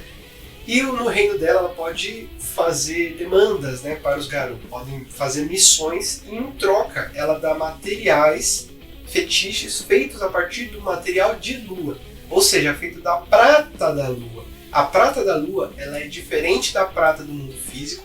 A prata da Lua, ela não remove gnose, muito pelo contrário, ela acentua a gnose que você tem. Então olha só o que tem a prata do reino físico que não é a prata da Lua. O que é essa diferença, né? Fica aí no ar porque aqui não tem informações sobre isso. A mesma coisa acontece com quem tenta entrar na Cidadela do Sol, que existe uma camada de calor seguido por espíritos de fogo que tentam atacar quem tentar adentrar aquela cidadela, isso em direção ao Sol, tá? Literalmente, mas é claro que a representação é de uma cidadela. E uma vez que você está lá dentro, você não mais sofre dano pelo calor. Existe ainda, mas ele não causa mais dano. Essa cidadela é a do Hyperion.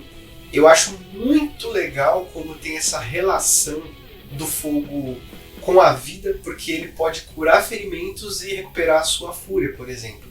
Mas essa não contradição, mas essa dualidade entre vida e morte, né? Porque é uma coisa ofensiva, mas também quer dizer uma coisa relacionada à vida. Muito legal. Chegando mais acima, nós temos a Mir, que seria uma base espacial russa. Eu havia comentado, eu acho que comentei lá no livro da Wyrm, mas eu esperei chegar aqui porque essa base espacial ela foi patrocinada pela Baba Yaga. E a Baba Yaga não sabe o que acontece ali, ela apenas cedeu o material, enfim, coisas para que aquela base fosse construída, fosse lançada para o espaço, e lá é um poço dos espirais negras. Lá existe uma operação de corrupção dos espíritos. Então no espaço, conforme os espíritos estão orbitando e passando, existe uma espécie de vácuo que suga todos esses espíritos e eles passam por um processo de corrupção.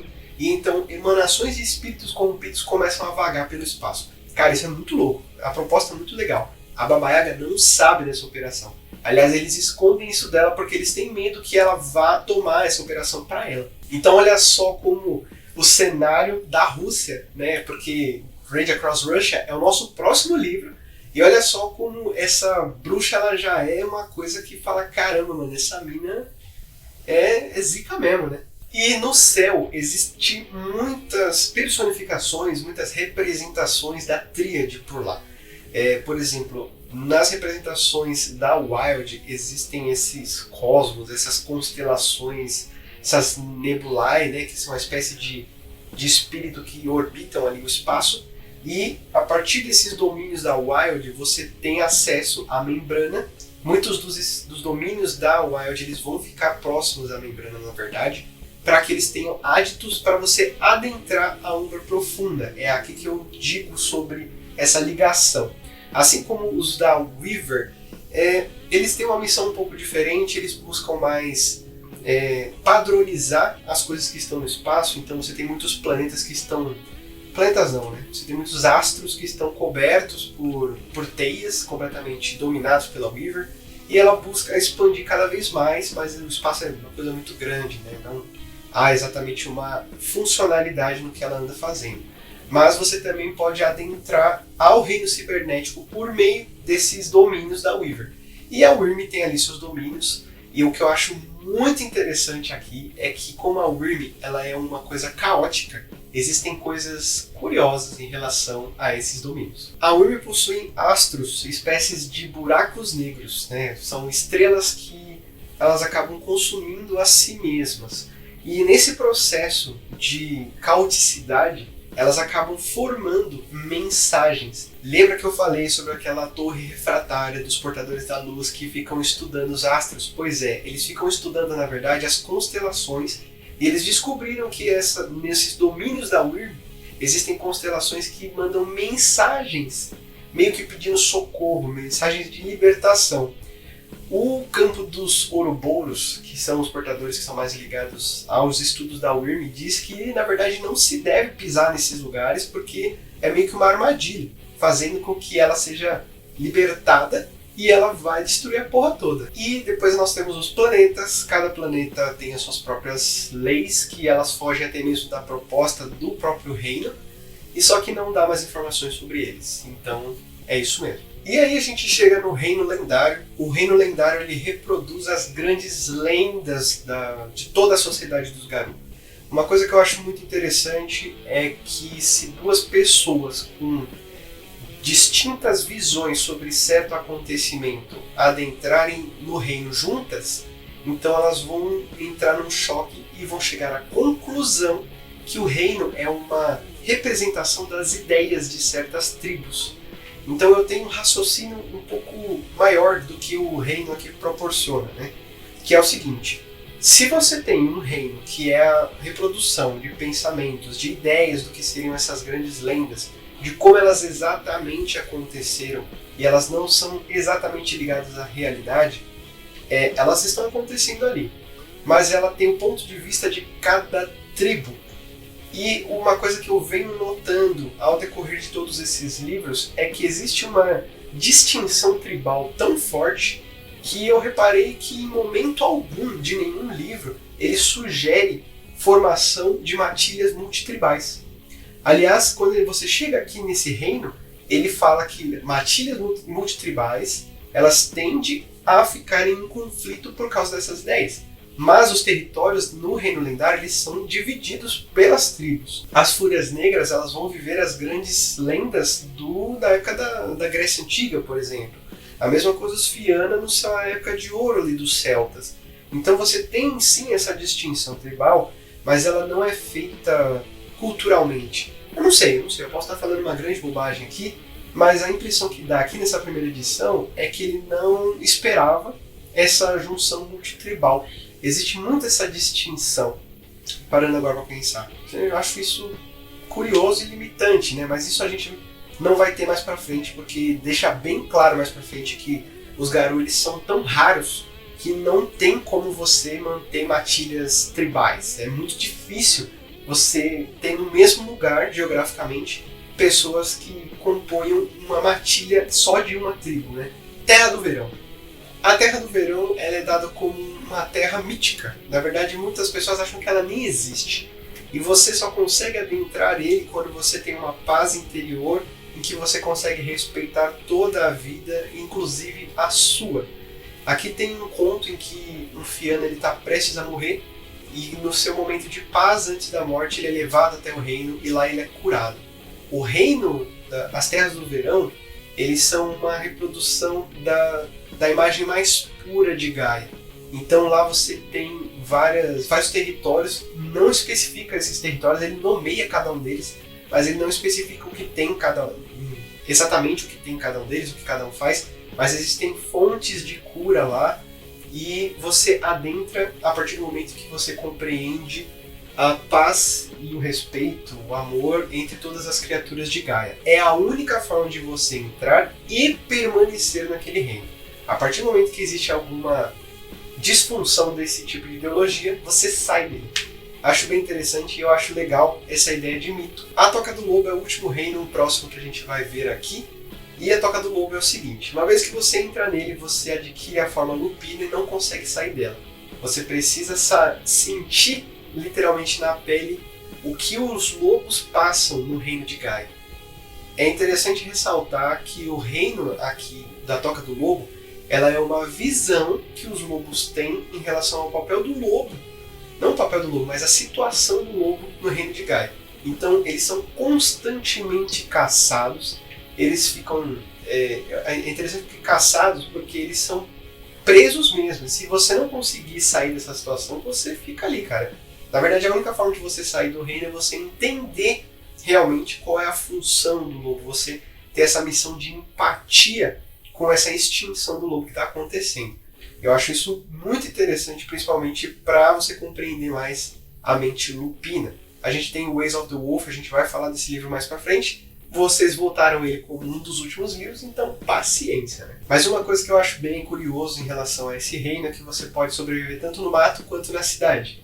Para você sobreviver na cidade, você pode se esconder se esconder por tempo limitado, porque como é que você consegue confundir um lobo com um cachorro, né? Você consegue se disfarçar de animal doméstico, ou então você pode acabar preso num zoológico ou num laboratório de experimentos, né?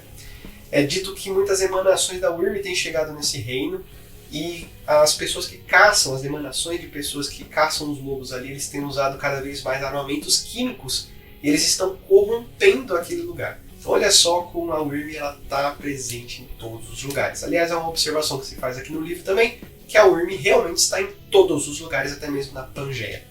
A Toca do Lobo em especial, eu posso dizer um pouco mais de propriedade. Eu já narrei uma aventura que eu usei o elemento da Toca do Lobo.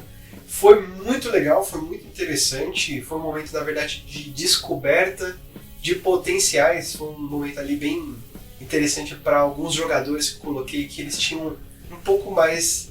Eu senti na época, né, que eles tinham um pouco mais de dificuldade em aparecer no jogo. Então eu criei uma situação em que eles se destacassem. Foi bem legal. Em algum momento de alguma entrevista que eu faço em algum outro canal eu posso comentar sobre isso, mas a Toca do Lobo realmente serve para tanto como punição, tanto quanto uma reflexão para você entender realmente que os lupinos estão morrendo e colocar na sua cabeça de uma vez por todas que você tem que preservar eles. Agora vamos falar um pouco sobre as terras natais tribais, vamos falar de cada uma delas. Eu acho interessante, tem alguns elementos bem interessantes que eu acho legal de ressaltar, porque as terras tribais, elas são, assim como o reino lendário, elas são manifestações da ideia, da psique, né? Olha, sendo chique, de cada uma das tribos, como elas veem em si mesmas, tá? Isso é importante. Então vamos lá. Antes disso, a gente tem que levar em consideração que as terras tribais, elas são domínios e elas fazem parte de sub-reinos que são regidos pelos totens. Então cada um dessas terras natais tribais, elas são repletas de... Enfim, tem a presença do totem da tribo e também tem os Gefrins e Jaglins que compõem ele, né? Porque faz parte da terra do próprio totem. Não tem informações sobre os reinos dos totens aqui no livro. Começando com as Fúrias Negras, elas têm toda a sua terra natal feita da Grécia Antiga. Existe um monte chamado Monte Selene, em que fica acima das nuvens e no topo fica o Oráculo de Ártemis. E é justamente ela que faz a escolha da representante do cálice interno, que é quem manda assim na tribo, toma as decisões mais importantes da tribo. E é basicamente isso, homens não são bem-vindos, a não ser os impuros, Fúrias Negras, mas é basicamente isso. Na terra natal dos dançarinos da Espiral Negra, nós já temos a representação da antiga Caledônia, né, que eu havia comentado lá em Book of the Worm, que são a terra natal dos Uivadores Brancos, e ela é completamente corrompida, com caminhos subterrâneos, e elas têm acesso, não acesso direto ao reino da cicatriz, do abismo, ao reino das atrocidades, e lá os Maildin e o número 2 são quem prosperam naquele lugar também, apesar de ser um território dos dançarinos da Espiral Negra. O número 2, abri um parênteses aqui, ele aparece muito aqui no livro. Aparece várias vezes ideias de aventuras com ele, aparece lugares em que ele está querendo tomar. Por exemplo, lá no Reino Etéreo ele está querendo ter uma missão em que ele expande os territórios dele para pegar outros planetas, enfim, expandir o território da Wyrm lá naquele reino. Então, o número 2, ele está começando a aparecer, ele está começando a ter uma identidade de fato. Eu falei mais sobre ele lá no livro da Wyrm, Mas realmente não tinha nada demais na história dele e agora a gente está começando a ver em prática o que ele realmente representa para Wyrm. Outra coisa interessante é que no meio de todos esses túneis subterrâneos, enfim, no reino dos Dançarinos da Espiral Negra, nós temos... É dito que tem um lugar em que o totem dos Uivadores Brancos, que seria o leão, ele está preso em algum lugar, mas ele não está corrompido. Olha só que interessante. Quando a gente fala das terras natais dos Roedores de Ossos, nós falamos de uma... É meio que uma representação do Central Park, eu senti dessa forma pelo menos, porque ele é um parque e você consegue acesso a cenários subterrâneos, como metrô e esgotos, e existem vários espíritos de rato e que tem lendas de uma capa mágica que cabe qualquer coisa nela. É bem interessante assim. Não falta comida, não falta abrigo, há estátuas de roedores importantíssimos para a história dos roedores. Enfim, é o paraíso lá deles, né? Aí tem um cara chamado Pai Noé, que ele estava construindo um barco, falando que o fim está próximo e ele vende ingressos para quem quisesse salvar quando o apocalipse chegar. É bizarro. A Terra dos Filhos de Gaia, uma vez que qualquer garoa adentre, na verdade qualquer garoa é bem-vindo, qualquer um que adentre lá vai vir um espírito do unicórnio. O próprio totem do unicórnio se encarrega a levar o unicórnio até os Garou que chegam lá naquele reino, e esse unicórnio ele toma as características daquele específico Garou. Eles têm uma ligação, então toda vez que aquele Garou adentra o reino das terras natais, quer dizer, o domínio das terras natais dos Filhos de Gaia, ele vai ter aquele unicórnio preso a ele e ele pode usar até mesmo os dons de cura da criatura. Se esse Garou vier a morrer em algum momento, então todas as informações elas ficaram com aquele unicórnio e poderiam ser acessadas por ele. Uma coisa interessante também é que tem uma rachadura no meio dessa terra natal que dá acesso, quer dizer, que o unicórnio impede que o campo de batalha entre ali.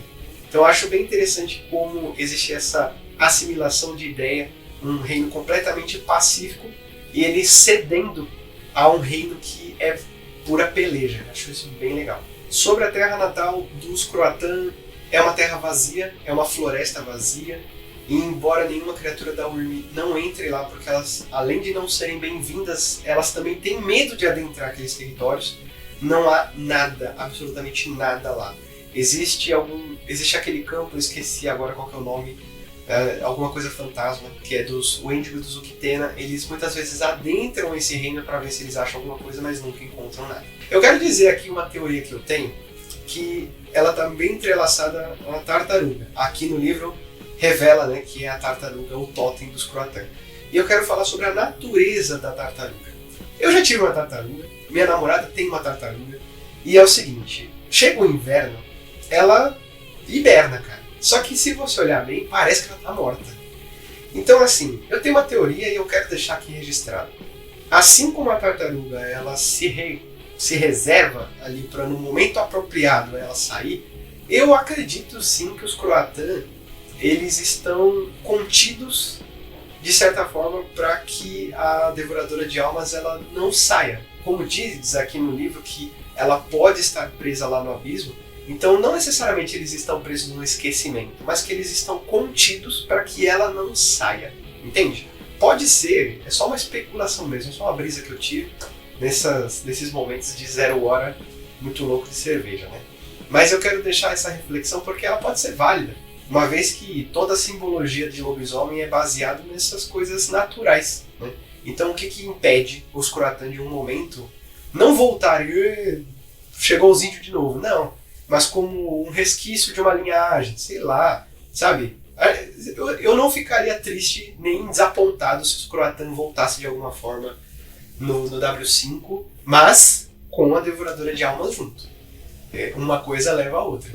A Terra Natal dos Fianna ela é repleta de espíritos de fada que contam de um momento em que não existia essa cisão entre os Garou e as fadas, e os humanos também. Os territórios das terras natais elas dão acesso ao Portão de Arcádia. É um lugar em que várias histórias são contadas, enfim, tudo bem estereotipado dos Fianna, né? Agora, quanto ao território dos Crias de Fênix, eles também contam histórias, só que são histórias de batalha. Eles mesmos, eles pelejam entre si, há muita caça, criaturas para você derrotar, criaturas mesmo, né? Tem feras mitológicas para você poder combater. E uma coisa interessante que tem nesse reino é que quando chove, quer dizer, depois das tempestades, aparece o arco-íris, que seria a ponte arco-íris. Se você não conhece sobre mitologia nórdica, a ponte arco-íris é que dá acesso a Asgard, né? E eles acreditam aqui no livro que essa ponte arco-íris é que vai dar acesso a Valhalla. E no Valhalla é que é o paraíso mesmo, né? Então sempre que a tempestade passa, eles começam a correr em direção a esse arco-íris, mas ele é sempre muito bem defendido por Garus, que são mestres nas artes da guerra. Então é muito difícil de você atravessar. E tem a questão que você só pode atravessar a ponte se você derrotar todos os guardiões, e ainda tem o quesito que tem que atravessar a tempo dela não ficar translúcida. Outra coisa curiosa em relação às terras natais dos Crias de Fênix é que eles têm a mania de fazer embarcações para invadir outras terras natais. A terra natal dos Andalidos do Asfalto, ela é completamente cibernética, moderna, tecnológica, feita de prédios, e é claro que ela tem acesso ao reino cibernético. Na verdade, a rede de computadores também, né? E por meio disso, desse contato com a teia padrão, eles também têm acesso à Umbra Profunda. Os Andalidos do Asfalto, eles não resolvem seus conflitos de forma física, eles fazem uma simulação digital caso eles queiram resolver qualquer conflito. O que equivale exatamente ao mesmo conflito, só que de forma digital, então eles não se machucam, nenhum Garu morre e fica todo mundo bem. O que eu acho bem inteligente, né? Viva a tecnologia. Em contraposição à terra natal dos Andalidos do Asfalto, nós temos a dos Garras Vermelhas, que ela já é uma coisa cheia de verde, dito até mais verde do que a Pangeia, com várias criaturas para você caçar. Enfim, o Grifo ele auxilia os Garu na caçada. Os hominídeos e humanos não são bem-vindos nesse reino. E a energia da Wild ela é tão grande que é dito que alguns Garras Vermelhas eles têm até enlouquecido por conta de tanta exposição. É dito que a terra natal dos Senhores das Sombras, na verdade, é uma montanha que surge no meio da Umbra. E essa montanha ela é cercada de várias fortalezas que eles nutrem, porque eles acreditam estarem se preparando para o Apocalipse. Que eles têm pena das outras tribos, que quando o Apocalipse chegar, vão pedir ajuda a eles, que foram os únicos que se prepararam de fato. Isso porque o Avô Trovão ele é muito rígido, ele está sempre testando seus afilhados, né, digamos assim, a todo momento, tanto em relação aos seus princípios, em relação às suas forças.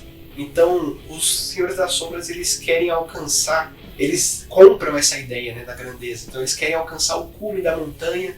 Então, lá no cume existe a maior fortaleza mais segura e eles ficam nessa tentativa de tentar conquistar aquela fortaleza, ao mesmo tempo que eles tentam tomar uma fortaleza do outro. É dito que dentro dessa montanha há um caminho até o cume, mas ele é muito pior do que o caminho externo. Então, talvez seja alguma relação com as terras natais de fato físicas, no mundo físico lá deles, que tem relação com o Kupala. Não sei, a gente vai ver isso mais pra frente. E quando a gente chega na terra natal dos Peregrinos Silenciosos, cara, esse aqui foi a que eu mais gostei, porque de longe realmente é a mais rica, pelo fato dos Peregrinos Silenciosos não terem acesso às terras natais deles.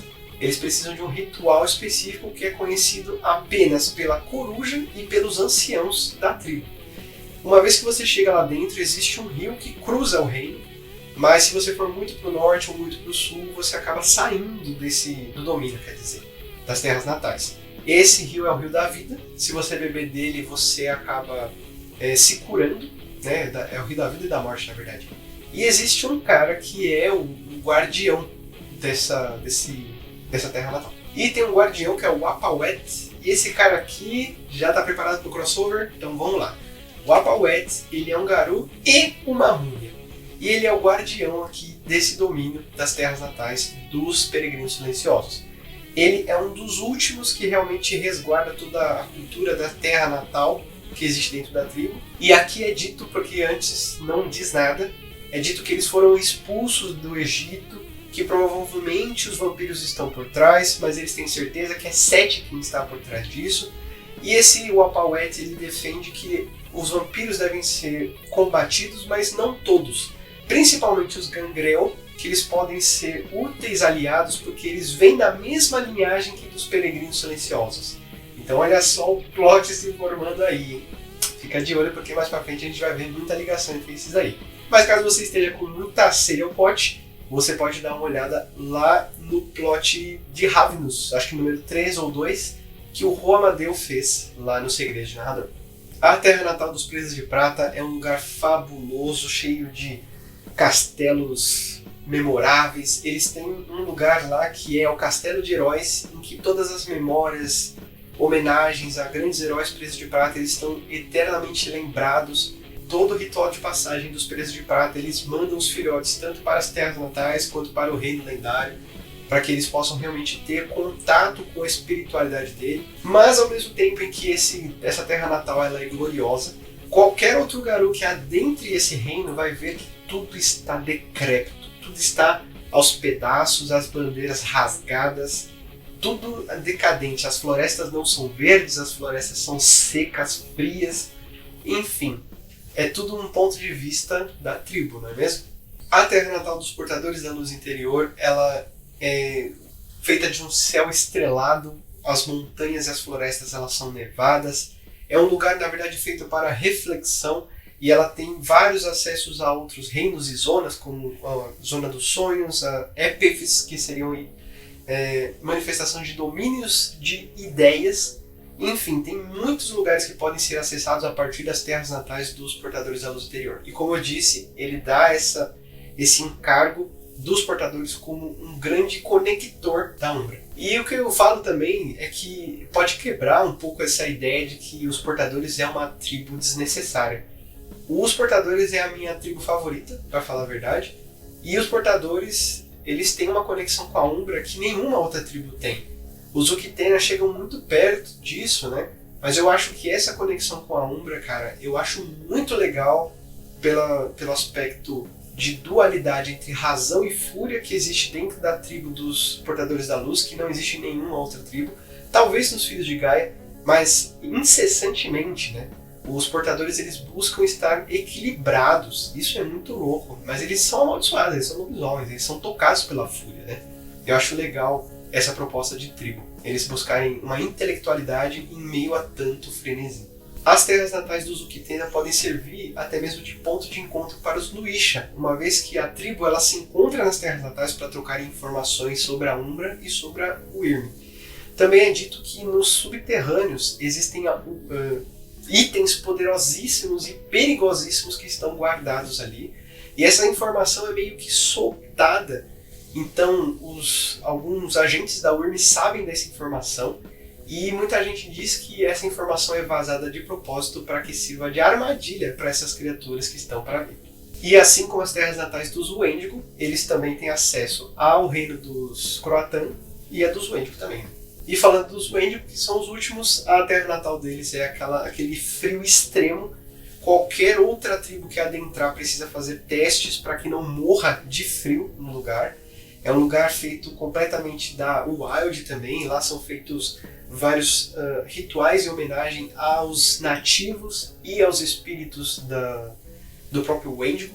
Eu acho isso muito legal. Os Garou, ao longo da história, construíram coisas para que os espíritos daqueles nativos que foram mortos pudessem habitar ali para sempre. Eu acho muito legal essa conexão com a ancestralidade de verdade, né? Eu acho muito legal isso do Wendigo. Uma coisa que me incomodou, na verdade, nessa primeira edição inteira até agora, é, cara, cadê os Bunip? Não fala dos Bunip em nenhum outro lugar. Ele falou no livro básico e ficou por isso mesmo. E os Croatan, que não foram ditos no livro básico, eles estão sempre sendo citados. E os Bunip foram esquecidos. Eu gosto dos Bunip, eu gosto da ideia deles. Por mais que seja um totem tosco, né? Até a forma lupina ali, que é meio esquisita também. Bom, enfim, eu senti muita falta dos Bunip. Se você colocou, tem que falar, né? A gente vai ter que esperar a Rage Across Australia. E o Pedro Nogueira já me deu spoiler que Rage Across Australia é um livro complicado, mas vamos esperar até a gente chegar lá. Vamos falar um pouco mais sobre Gaia então, porque eu acho que não há informações tão concretas. Eu acho que aqui no canal mesmo eu não coloquei informações tão concretas sobre essa entidade, né? Gaia, ela é o espírito da Terra. E quando eu falo Terra, não digo o elemento Terra, mas eu digo do planeta. O planeta seria a sua manifestação física e ela é o espírito que tem dentro da Terra, né? Não dentro. Você entendeu? E a partir desse pensamento é que nós temos o que aconteceu com Gaia em relação ao cenário de Lobisomem Apocalipse. Então, pensamos o seguinte, temos um grupo chamado de Wagnerianos. Esses Wagnerianos, eles vagam ali pela Umbra porque eles buscam um lugar em que o espírito de Gaia esteja, porque eles querem despertá-lo, ou então eles buscam por um reino em que exista realmente um lugar ideal, né? Uma segunda terra, vamos dizer assim. Existem várias teorias, né? Aqui no livro, Torta e Direita diz que os Wagnerianos eles estão aqui porque eles acreditam que eles podem encontrar alguma informação sobre Gaia, enfim. Outra coisa importante a se considerar é que Gaia ela é o maior dos celestinos e que todas as representações, eu falei aqui no início desse vídeo, que toda a Umbra ela é uma manifestação de Gaia. Então, por mais que existam outros mundos, outros celestinos, ela é o maior deles e a Umbra se molda de acordo com o que acontece nela. Aqui no jogo você está liberado para brisar sobre terraplanismo. Seguindo esse raciocínio, a gente pode dizer que os totens, os Encarna no caso, eles são todos filhos de Gaia, de Luna e de Hélios, que são os três celestinos ali que compõem toda a força que opera no mundo físico. E a partir desse pensamento, o livro também oferece mais informações sobre os totens tribais, mas eu prefiro deixar essas informações que vão ser muito maiores em cada um dos Tribe Books, né, os livros de tribo. Então, aguarde. E agora, voltando para a Tríade, existe uma separação entre elas mais específica. Vamos começar com a Weaver. E a Weaver, assim como a Wyrm, ela possui três facetas, só que essas facetas elas não são distintas entre si. Elas corroboram, elas se colaboram em equipe para que um objetivo final seja feito. Então vamos lá. São três comportamentos, na verdade, que ela tem. A primeira é o comportamento institucional, que é quando ela continua a operar ali o seu processo de tecelagem, o seu processo de patronização.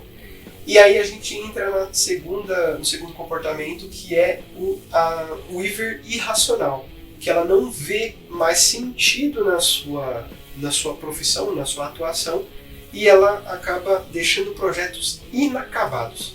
Ou seja, coisas com defeito, coisas não exatamente padronizadas, mas apenas tocados pelo seu trabalho, né? E o comportamento do julgador, ele justamente busca esse sentido no papel da Weaver, né? Então ela sempre vai estar se reforçando na própria ação dela.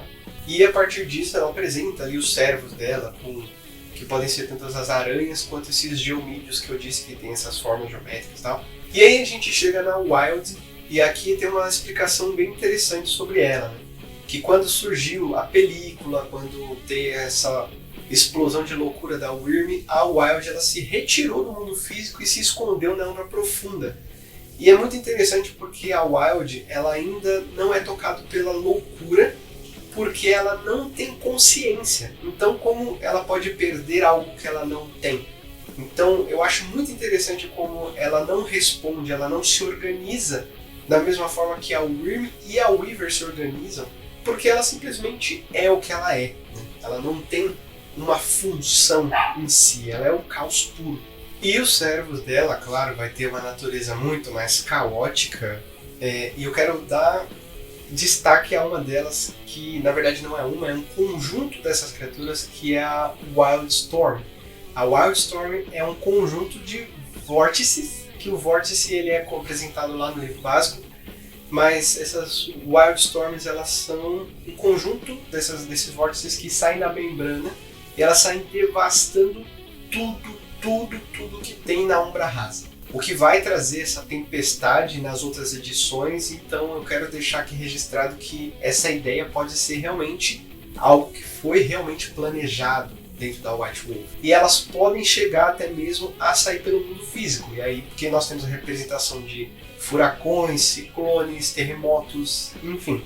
Eu acho isso bem interessante como isso é representado espiritualmente, e aí sim nós temos uma das poucas coisas que são refletidas imediatamente no mundo físico. Sobre a Wyrm, eu acho que eu já falei o suficiente sobre ela lá em Book of the Wyrm, então se você quiser saber, dá uma conferida lá.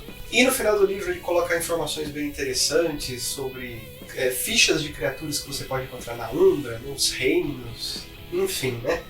E ele também coloca algumas personagens, duas personagens especiais, que são a Cassandra Shadowwatcher e o Dr. Stephen Mindbender Garrison, que eles são personagens que são citados ao longo desse livro, da Umbra Velvet Shadow, e eles passam por alguns contos assim, e eles são andarilhos da Umbra, eles são pesquisadores, eles têm as suas teorias ali sobre a Umbra, e ele apresenta uma aventura bem interessante, é uma passagem por vários reinos da Umbra, é bem com a proposta de você conhecer uma tour umbral, né? Eu acho bem interessante a proposta, em busca de um fetiche, bem interessante mesmo, vale a leitura. E depois ele traz uma tabela, cara, é muito útil isso aqui que ele traz uma tabela de encantos que você pode xerocar e usar na sua mesa. É a mesma proposta de tabela de dons que você tem no final do livro dos jogadores. Cara, é muito útil isso, muito útil. Eu fiz a minha própria tabela de dons, só que do meu jeito aqui, eu posso até compartilhar com vocês, mas ela pode estar meio desatualizada. E no final do livro, cara, no meu, ele é usado, né? Eu comprei meu livro usado e ele tinha um pôster da Umbra, cara. Mas eu vou botar o pôster aqui, porque no PDF que eu comprei tinha, vou colocar aqui pra vocês verem. Como considerações finais, devo falar que o livro, ele é o livro mais importante que nós vimos até agora, de longe. E eu acho que vai demorar para vir um livro tão importante quanto esse em todos os cenários que a gente vai ver. Talvez a gente encontre alguma coisa a partir da segunda edição de Lobisomem Apocalipse. Mas, cara, esse livro aqui ele é muito importante para você entender essa cosmologia, porque você entende os outros cenários. Eu acho que não existe um livro que seja tão importante assim para você entender como as coisas vão acontecer. Mago Ascensão tá para chegar.